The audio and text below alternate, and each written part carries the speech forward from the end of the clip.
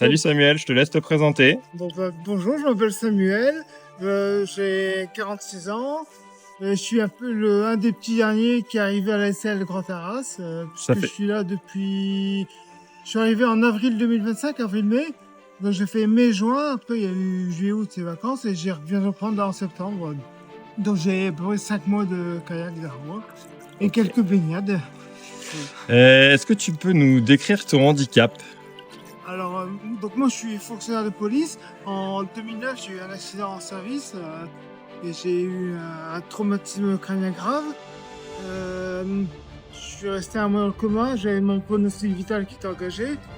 Et à mon réveil, j'ai eu une hémiparésie gauche, c'est-à-dire que j'ai eu des problèmes de coordination, des problèmes de force du côté gauche.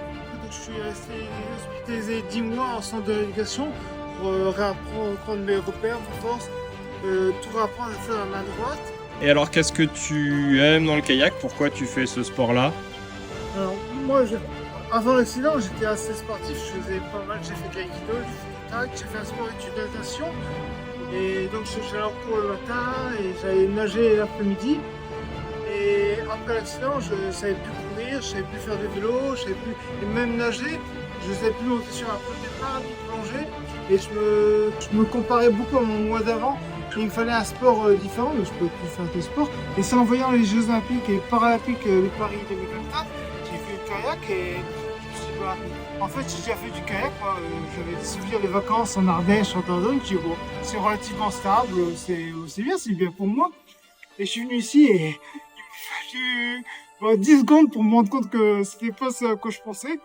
Alors je dis 10 secondes parce que c'est 10 secondes, c'est ce qu'il m'a fallu pour tomber à l'eau la première fois. Et en plus c'est l'eau du Nord, donc elle est un petit peu froide. Mais ce qui me plaît ici à la l'ASL, c'est que tout le monde est présent. On s'entraîne les parents avec les valides et il y a des valides. Dès qu'on tombe, tout le monde dit ah, ça va, tu veux de l'aide? Sur les côtés, il y a les coachs sur leur vélo qui donnent leurs instructions et qui checkent s'il y a personne qui a un problème.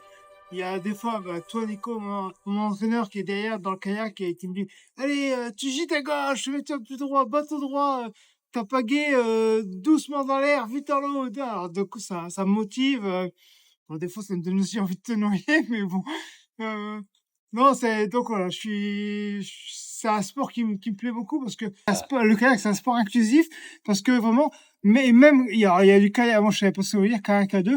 Kayak K1, c'est kayak une personne, K2, deux personnes, mais c'est inclusif aussi dans le sens où, même en K2, quand je fais du K2, je suis un para avec un valide à l'arrière mais même on s'entraîne, c'est pas des entraînements ou des compétitions para, c'est nos compétitions, on les fait avec des valides et même l'échauffement, on est sur l'eau avec les valides. Donc bien sûr, on fait nos courses en para, après il y a les valides, mais on est vraiment ensemble dans les vestiaires. Ça, c'est un sport inclusif et ça plaît beaucoup. Est-ce qu'il y a autre chose que tu voudrais rajouter?